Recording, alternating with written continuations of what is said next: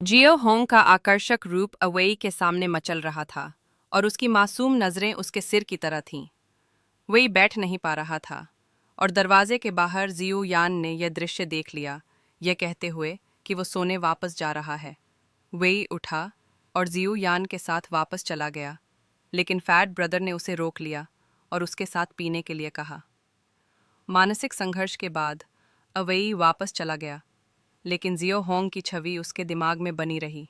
जब जियो यान सो गया तो अवेई खुद पर काबू नहीं रख पाया और उठकर फैट ब्रदर के कमरे में चला गया। फैट ब्रदर और जियो होंग बहुत देर से इंतज़ार कर रहे थे और फैट ब्रदर वाकई में मज़ेदार था। वेई को बिठाने के बाद वो जल्दी से कमरे से चला गया ताकि दोनों को अकेले रहने का मौका मिले।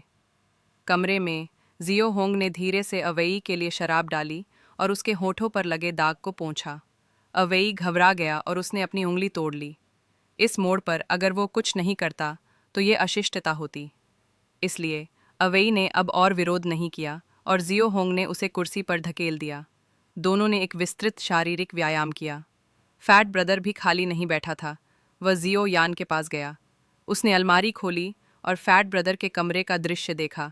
जियो यान वहां दौड़कर पहुंचा और अपने पति को जियो होंग के साथ पहला स्ट्रेच व्यायाम करते देखा।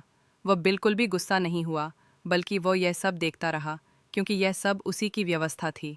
उसे विश्वास था कि दूसरी महिलाओं के साथ व्यायाम करने से अवेई के मानसिक आघात का इलाज हो सकता है, इसलिए उसने अपने पति को मदद देने की अनुमति दी।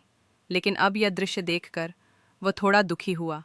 तभी फैट ब्रदर ने अचानक जियो यान को पीछे से पकड़ लिया और उसका मुंह ढक दिया। तुम्हें क्या हुआ है? ये सुनकर जियो यान ने और विरोध नहीं किया और फैट ब्रदर के अत्याचार को सहन करने के लिए मजबूर हो गया। एक ही छत के नीचे दो जोड़े। हे भगवान, यह सच में विकृत खेल था।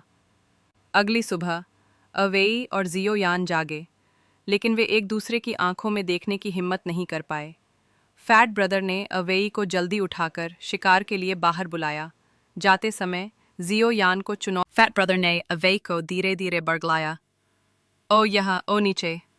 और तभी अवेई घर के मैनेजर के यहाँ गिर गया और चट्टान से नीचे गिर गया। फैट ब्रदर ने पहाड़ की चोटी से अवेई को बेहोश होते देखा और संतुष्ट होकर चला गया। जियोयान ने सामान बांधा और घर जाने की तैयारी की, लेकिन इंतजार करता रहा।